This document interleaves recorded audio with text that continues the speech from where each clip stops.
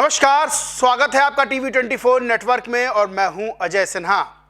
धरती पर कैसे कैसे पापी हैं कि आप सुनेंगे उनके पापों को तो आपका दिमाग चकरा जाएगा, लेकिन उन पापियों को उनके सही ठिकाने पर पहुंचाने की जिम्मेदारी भी योगी की पुलिस ने उठा रखी है। दरअसल उत्तर प्रदेश के मुख्यमंत्री योगी आदित्यनाथ एक दो बार नहीं, दसियों बार ये कह चुके हैं कि उत्तर प्रदेश में किसी भी महिला, किसी भी बेटी के साथ अगर किसी ने छेड़छाड़ की, किसी ने गलत व्यवहार किया तो फिर बचेगा वो नहीं। अगर किसी चौराहे पे किसी बेटी, किसी महिला के साथ छेड़छाड़ होती है तो अगले चौराहे पे स्वयं यमराज बैठे होंगे नरक का टिकट काटने के लिए। योगी आदित्यनाथ यहां तक कह चुके हैं कि हमारी पुलिस छोड़ेगी नहीं उसे जिसने भी छेड़छाड़ जैसी हरकत की। लेकिन गाजियाबाद में जो मामला सामने आया वो अपने आप में दिमाग घुमा देने वाला है कि कैसे एक मामा ने अपनी मासूम भांजी के साथ वो कर दिया जिसकी उम्मीद उस मासूम के परिजनों को नहीं थी। एक मामा अपनी मासूम भांजी के साथ दुष्कर्म की वारदात को अंजाम देता है और उसके बाद हत्या कर देता है। लेकिन शायद वो दरिंदा ये सोच रहा था कि ये सब करके वो बच जाएगा। वो भूल गया था कि उसने ये पाप, उसने ये कुकर्म उत्तर प्रदेश में किया है और उत्तर प्रदेश के मुख्यमंत्री योगी आदित्यनाथ और उनकी पुलिस ऐसे अपराधियों के खिलाफ सख्त से सख्त कार्रवाई करती है और वो कार्रवाई हुई भी। इस दरिंदे को जहन्नुम पहुंचा दिया गया है। क्या पूरा मामला है वो मैं आपको बताता हूं। यह मामला सुन के आपका दिमाग घूम जाएगा कि कैसे कैसे पापी, कैसे कैसे दरिंदे इस धरती पर हैं। गाजियाबाद का पूरा मामला है। गाजियाबाद का थाना क्षेत्र है जहां पर 11 अप्रैल को एक मामा जिसका नाम जमील है, कहीं कहीं जसीम है, उर्फ छोटू, वो अपनी 4 साल की मासूम भांजी को अगवा करता है। आरोपी बच्ची को कमरे में ले जाता है, उसके साथ यौन शोषण करता है, फिर गला दबाकर हत्या कर देता है और शव को कंधे पर लाद कर कमरे से निकलकर शालीमार गार्डन थाना क्षेत्र है, वहां 50 फुटा रोड है, वहां एक कार खड़ी होती है, उसके नीचे छिपा देता है। पुलिस पहुंचती है, शव बरामद करती है, पोस्टमार्टम के लिए शव जाता है। पुष्टि होती है कि बच्ची के साथ, मासूम के साथ दुष्कर्म की वारदात को अंजाम दिया गया, उसके बाद गला घोंटकर हत्या की गई है।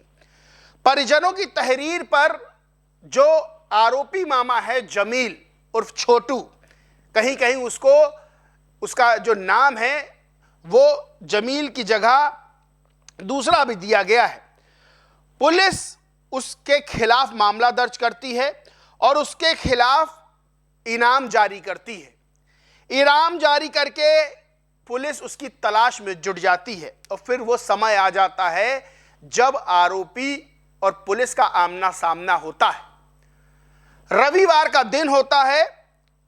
शाम को क्राइम ब्रांच को सूचना मिलती है कि आरोपी बंथरा नहर के पास किसी से मिलने वाला है। क्राइम ब्रांच चेकिंग शुरू करती है और आरोपी उसको दिखता है। आरोपी को रुकने का इशारा किया जाता है, लेकिन आरोपी पुलिस पर ही गोली चला देता है। यह पूरा मामला जो होता है वो गाजियाबाद के टीला मोड़ थाना क्षेत्र है, वहां पर होता है।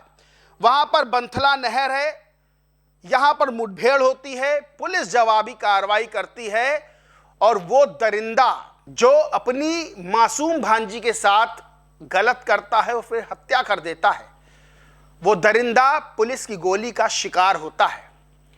इस मुठभेड़ में 2 सिपाही भी घायल होते हैं, जाबाज सिपाही घायल होते हैं, लेकिन वो दरिंदा, उसका सही इलाज कर दिया जाता है।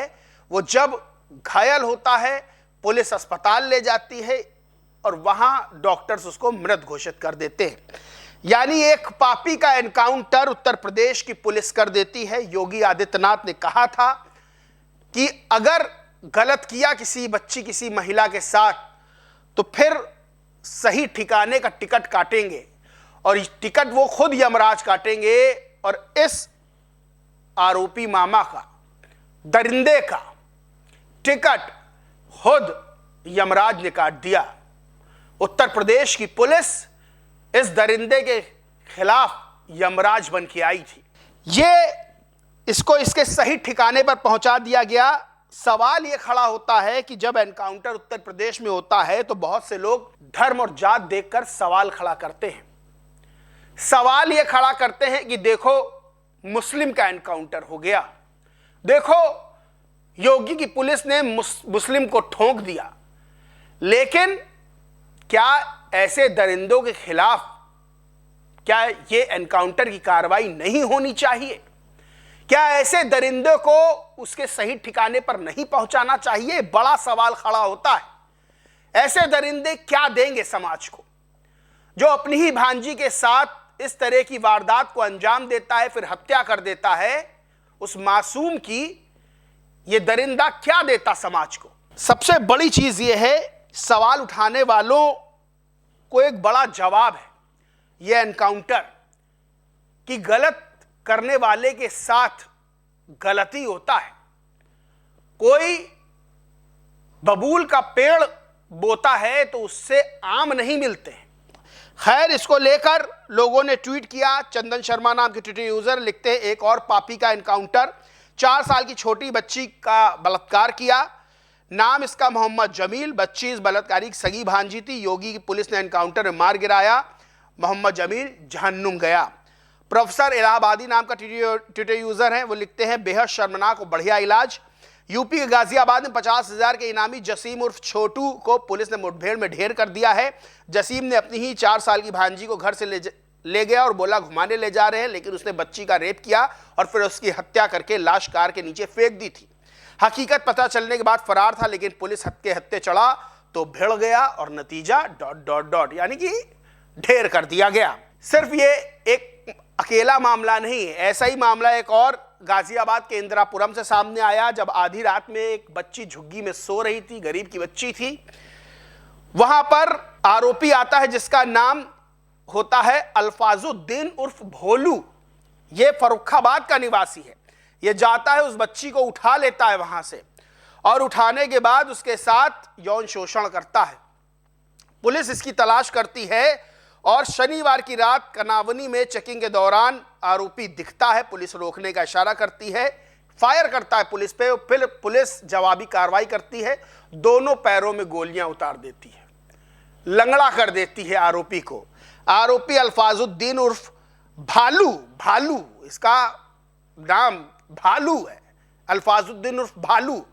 पुलिस इसको मुठभेड़ में घायल कर देती है। इसको लेकर द जाट एसोसिएशन नाम के ट्विटर यूजर हैं, लिखते हैं, अल्फाजुद्दीन ने मात्र 7 की बच्ची का बर्बरता से बलात्कार किया, 7 साल की बच्ची का। कल उत्तर प्रदेश की गाजियाबाद पुलिस ने एनकाउंटर में लंगड़ा कर दिया। इससे 10 गुनी ज्यादा खुशी तब मिलती जब यह जाहिल दुनिया से विदा हो जाता। यानी कि लोग मांग कर रहे हैं कि पूरा ही एनकाउंटर कर देना चाहिए था, जिंदा रख के ही गलत कर दिया। खैर, ये 2 दरिंदे, दोनों का उत्तर प्रदेश की पुलिस ने एनकाउंटर किया। एक जहन्नुम पहुंच गया तो दूसरा घायल हुआ है। लेकिन ये उन लोगों को जवाब है जो उत्तर प्रदेश में जब एनकाउंटर अपराधियों का होता है तो उसमें जात और धर्म देखने लगते हैं। अपराधियों की कोई जात और धर्म नहीं होता है। अपराधियों का अपराध देखा जाता है कि उनका अपराध क्या है।